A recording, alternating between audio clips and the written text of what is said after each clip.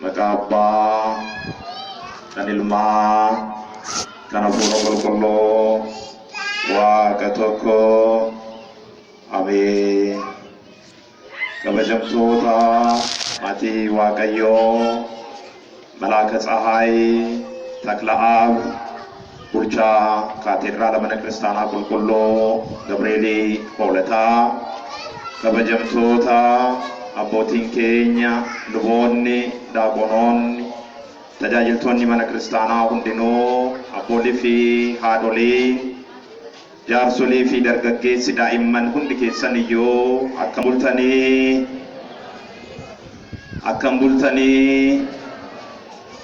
bultanii የተከበራችሁ የእግዚአብሔር ቤተሰቦች እንደምን አደራችሁ?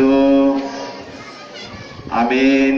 መቃን ዋቀ ኬኛ የሮ ሁንደዮ በሃቢፍቱቲ ሃንገሊጠ ቢፍቱቲ ከንከበጀሜ ፊ ከንገለቶሚያተው በርሲሳ ከንተ ዋቀዮም ግዱ ኬኛቲ አርገሜ አከኑ በርሲሱ ሀየመሳ ኑፋተው መተድሬን ረቲ በረኖ ዱሜስ ሰጀዳ ነወጅ ጅርቱ barichi waqtii kuni waqtii gannaati. Gannammoo duumessi jira, duumessa wajjin roobni jira. Kanaaf akka kaalandara yookaan ahata mana kiristaanattis immoo tibbi kuni tibba gannaa waan ta'eef, tibba gannaa keessa immoo duumessi dirqama waan ta'eef akka mana kiristaanaa fi akka dhugeeffannaa hawaasa keenyatti duumessi maalidha akkamitti hubatama kan jedhu laallaa jechuudha. Guyyaa kaleessaa ayyaana Dabra Taaboor kabajnee har'ammoo subaa'ee keenya isa filchataa xumurree jirra. Egaa barnoota keenyaafis ka'umsa kan nuuf ta'u ayyaana guyyaa kaleessaa kabajuudhaaf ka'umsa kan nu ta'e seenaa wangeela Maatiyos boqonnaa 17 irratti gabaafamedha. Wangeela Maatiyos boqonnaa 17 keessa ammoo mata duree keenya wajjiniin qabxiin hidhata qabu akkana jedha. Duumessi isaanitti uffise jedha. Na wajjiniin jedhame duumessi nagaamu duumessi isaanitti uffise. Egaa akka aadaatti yookaan akka dhugeeffannaa uummata Oromootti duumessi milkii gaarii agarsiisa.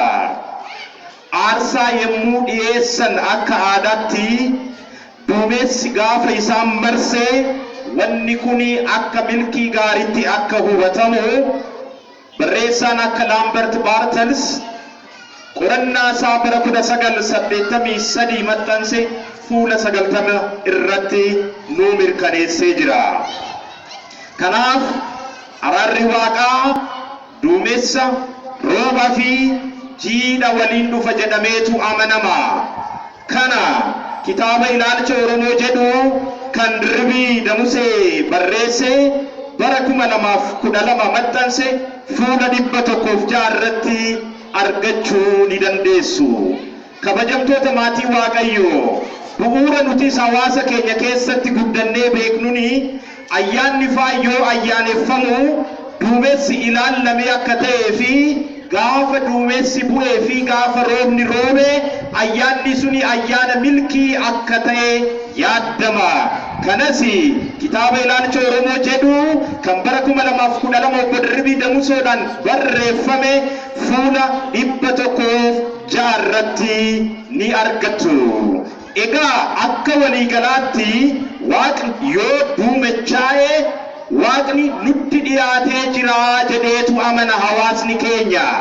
Kanaaf waa'ee duumessaa aadaa keessatti yookaan dhugeeffannaa Oromoo keessatti kan beeknu araarri Waaqayyoo, arjummaan Waaqayyoo, maartaan Waaqayyoo, dhiifamni Waaqayyoo nu wajjiniin jiraachuu isaati agarsiisaa jechuudha. Akka aadaatti duumessi akkanatti yoo hubatame akka kitaaba qulqulluutti duumessi akkamitti hubatama kan jedhu laaluun barbaachisaadha. Mee kakuu duriirraa haa eegallu. kakuuwwan lamaan irrattuyyuu Waaqayyoon arjummaa isaatiin nutti dhiyaachuusaa milkii gaarii fi araara Waaqayyoota agarsiisa duumessi. Mee seera ba'uu boqonnaa 33 lakkoofsa 9 haa ilaallu.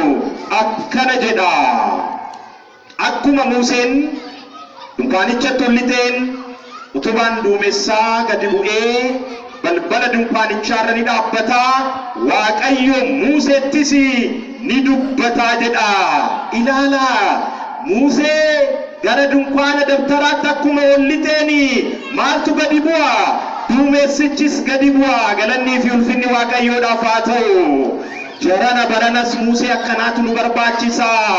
Gaafa galma qulqullinaatti ol seenu isa waliin kan duumessi gadi bu'u, gaafa waltajjii barnootarra dhaabbatu isa waliin kan araarri bu'u, isa waliin kan nageenyi bu'u, isa waliin kan walii galteen bu'u. Museen hoogganaan akkanaa nu barbaachisa. Dhaaba siyaasaattis Museen akkanaa, dhaaba hawaasummaattis Museen akkanaa, dhaaba gadaa Oromoo keessattis Museen akkanaa, galma qulqullinaa kana keessattis Museen akkanaa nu barbaachisa. Museen bara keenyaa galma qulqullinaa irra deddeebi'ee seenee jira. Garuu duumessichi bu'uu hin dandeenye, garuu araarri bu'uu hin dandeenye, garuu nagaan bu'uu hin dandeenye. Hooggantoonni hedduun, beektonni hedduun, hayyoonni hedduun waan danuu yaadanii gara galma qulqullinaa yookaan gara galma hooggansa isaanii seenanii jiru. Garuu duumessi bu'aan jiru. Kabajamtoota maatii Waaqayyoo, araarri bu'aan jiru jechuu kooti. Arjummaa Waaqayyoo nu faana ta'uunsaa nu galaa hin jiru. Kanaaf ammas hongeetu jira jechuudha. Ammas rooba dharraa jira jechuudha. Ammas gammoojjii keessa jira jechuudha. Ammas waan biraa isiniif haa kaasu. Seera ba'uu boqonnaa 40 lakkoofsa 34 irratti duumessi bakka Israa'eloonni itti wal ga'an yommuu uffisu ulfinni Waaqayyo godicha keessa ni guutaa jedha. Mee Waaqa galateeffadhaa hundi keessaniyyuu. Duumessi eenyu bakka itti wal ga'an? Israa'eloonni bakka itti wal ga'anitti ni uffisa. Al sana ulfinni Waaqayyo godicha keessa ni guutaa. Agartanii duumessi ulfina Waaqayyootiif duubaa qaba jechuudha. Arjummaa Waaqayyoo laantummaa isaa humna isaatiif duubaa qaba jechuudha. Amma gaa seenaa kana keessatti kan hubattan gamtaa'uun Israa'el duumessa akka gadi buuse agarsiistu. Niyoo gamtaa'aa jirra, niyoo tokko ta'aa jirra tajaajilaaf, niyoo tokko ta'aa jirra wangeelaaf. Ani waa'ee tokkummaa siyaasaa miti kanan isinitti haasa'aa jiru. Ani waa'ee tokkummaa afaanii miti. Ani waa'ee tokkummaa sabaa, tokkummaa gandaa otoo hin ta'in, gosaa otoo hin ta'in kanan haasa'aa jiru. Waa'ee tokkummaa hafuura qulqulluutiin tokkotti taanudha. Dhugumatti gamtaa'aa jirra kaayyoo hafuura qulqulluutiif. Onneen keenya dhugumatti tokkodha tajaajilaaf. Wangeela lallabuudhaaf onneen keenya dhugumatti tokkodha. Hin gamtoofne taanaan duumessi nurraa fagaata. Tokko hin taane taanaan gammoojjiin nu nyaata. Tokko hin taane taanaan aduun saafaa nu nyaata. Israa'eliif duumessi kan bu'uu danda'e wal ga'anii tokko ta'anii gara galma qulqullinaa yoo seenanidha. Imalli bilisummaa Israa'el duumessaan qajeelfamaa turee jira. Seera ba'uu boqonnaa 13 lakkoofsa 21 irratti ni argattu. Nuti imala bilisummaa eegallee jirra. Maaliif? Bilisummaadhaan akka jiraannu Kiristoos bilisa nu baasee jira jedha qulqulluun Phaawulos ergaa isaa warra Galaatiyaatti ergeeni. Garuu imalli bilisummaa kun maaliif duumessa dhabe? Imalli bilisummaa hafuuraa kun maaliif araara dhabe? Imalli bilisummaa hafuuraa kun maaliif nagaa dhabe? Maaliif jaalala dhabe? Maaliif walii galtee dhabe jennee gaabbii galuu qabna. Ana barsiisacharraa eegalee maaliidhaaf duumessi dhabame jennee Waaqa fuulduratti gombifamnee gaabbii galuu qabna. Gara Waaqayyootti deebi'uu qabna. Gaafasi duumessi isaa hunda keenyayyuu ni marsaa. Bilisummaan nuti dharraa nus ni milkaa'a. Waan baay'eerraa bilisa ba'uu qabna. jibbarraa bilisa bahuu qabna, sanyummaarraa bilisa bahuu qabna, walqoodurraa bilisa bahuu qabna. Mana kana kan hundaa taasisuu keessatti hanqina qabnurraa bilisa bahuu qabna.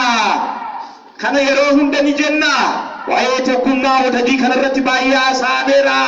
Sanyummaan al baay'ee abaarameera, walqooduun al baay'ee balaaleffameera. Haga ammaatti garuu duumessichi hin buune. Maaliif? Hunduu fakkeessuudhaaf sanyummaa abaaraa jira jechuudha. Hunduu fakkeessuudhaaf walqooduu abaaraa jira jechuudha.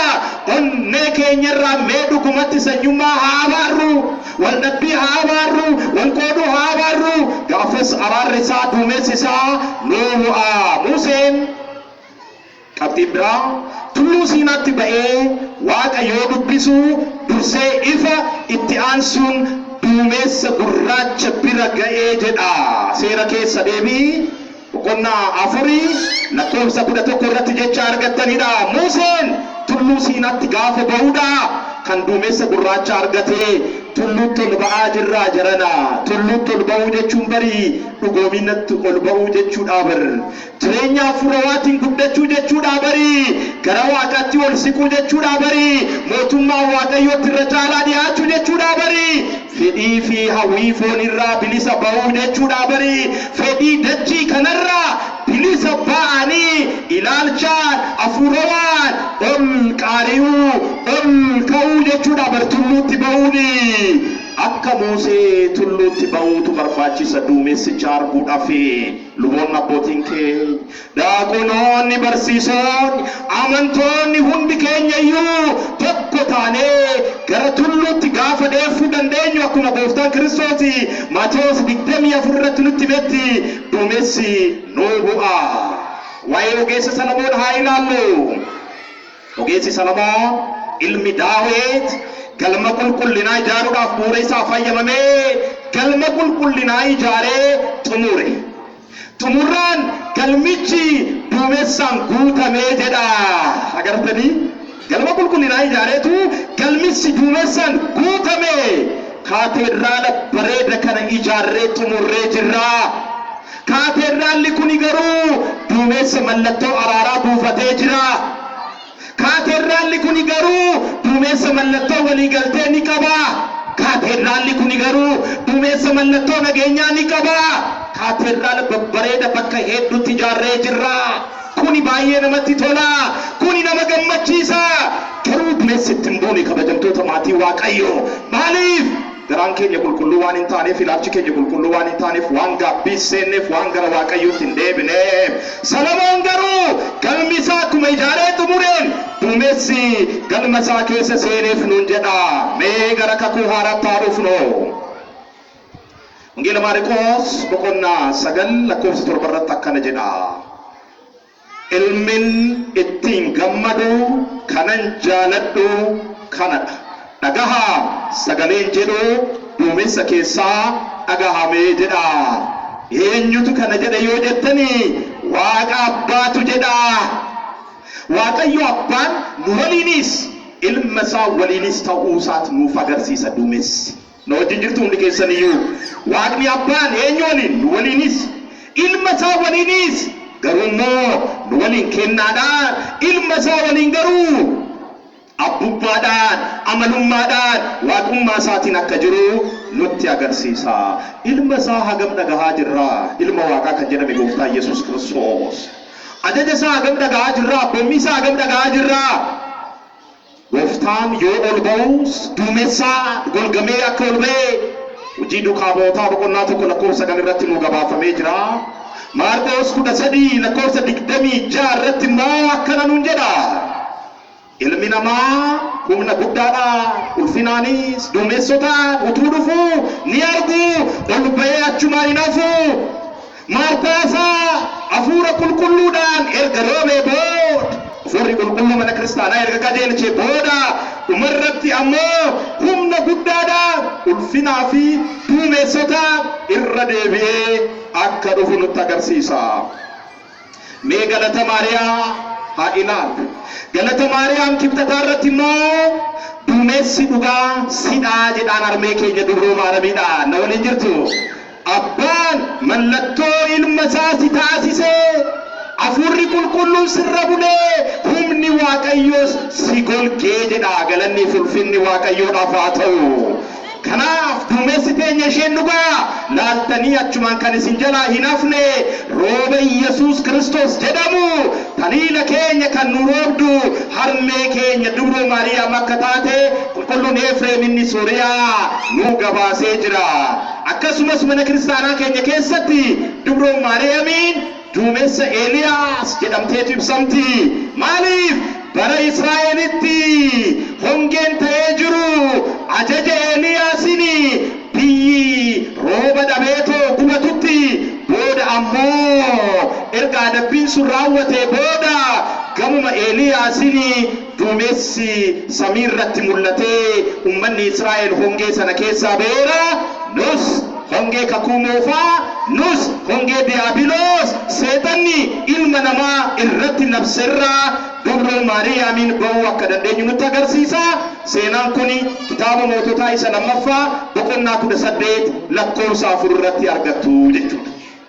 Egaa kitaaba qulqulluu fi akka dhugeeffannaa Oromootti duumessi kana yoo ta'e mee maal baranna akka waliigalaatti yoo xumurru ilaala. Waaqayyo beeknee itti buluudhaaf kitaaba uumama jedhamu dubbisnuu qabna. Kitaaba uumama jedhamu. Uumama yoo jennu duumessa ta'uu danda'a, rooba ta'uu danda'a, samii ta'uu danda'a, dachii ta'uu danda'a, aduu ta'uu danda'a, addeessa ta'uu danda'a fi kan kana fakkaatan qixeessinee dubbisuun baay'eetti barbaachisaadha. Maaliif? Gaafa uumama sirnaan dubbisnu maal argina? Uumamni arjummaa Waaqayyooti ifa baasee mul'isa. Humna Waaqayyo, dandeettii Waaqayyo, ogummaa Waaqayyo maartaa isaa ifa baaseeti dubbisa. Duumessa immoo yoo laallu duumessi warra gammoojjii fedhaniif sodaadha. Warra rooba barbaanneef sodaadha. Fakkeenyaaf Fara'oon bilisummaa Israa'el hin barbaanneef sodaadha duumessi. Maaliif? Ummanni Israa'el gammoojjii Qaadees keessatti qofa akka mankararu barbaada waan ta'eef isaaf sodaadha. Warra bilisummaadhaan Israa'eliif garuu jiirni kun abdiidha. Jireenya keenya keessattis wantoonni baay'een akka duumessaatti yoo gurraachaan hin rifatina.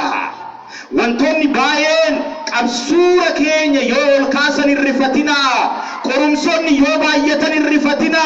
Bu'aa ba'iin yoo baay'ate hin rifatina. Booda roobatu rooba. Warri dhugaa sodaattan garuu rifadha. Maaliif?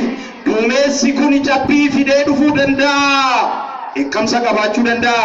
Duumessi kun bakakkaa isinitti buusuu danda'a. Duumessi kun adabbii qabateetoo dhufuu ni danda'a. Dhumarratti jecha wangeela Maatewos boqonnaa 17 lakkoofsa 6 haga 7 jiru ilaallee xumurra jechuudha. Barnoota keenya afaan Oromootiin dabarsinu. Akkana jedha lakkoofsa 6 irraa eegalaa tolaala. Bartoonni immoo sagalicha dhagahanii adda isaaniitiin gombifamanii jedha. Maal dhagaan? Sagalee Abbaa kanan jaaladhu, kanan itti gammadu, ilmi koo kanadha. Sagalee jedhu gaafa dhagahanii adda isaaniitiin gombifamanii guddaas in sodaatanii jedha. Duumessi warra sirnaan karoorfatee isa hin eegneef sodaachisuu, rifachiisuu danda'a. Yesus garuu isaanitti dhiyaatee harkaan isaan qabee maal jedheeni? Ka'aa hin sodaatinaa isaaniin jedhe. Kanaaf haga fedhe duumessaa'u, haga fedhe samiin gurraacha'u hin sodaannu. Ni abdanna malee abdii hin kutina. Tarii warri hanqina qabnu, irra daddarbaa qabnu, irraa gora qabnu duumessicha gaafa argine rifannee cubbuu keenyaaf dhiifama gaafachuu ni dandeenya. Kan nu barsiise Waaqayyoodhaaf galannaa ta'u horaa bulaa deema. Maqaa Abbaa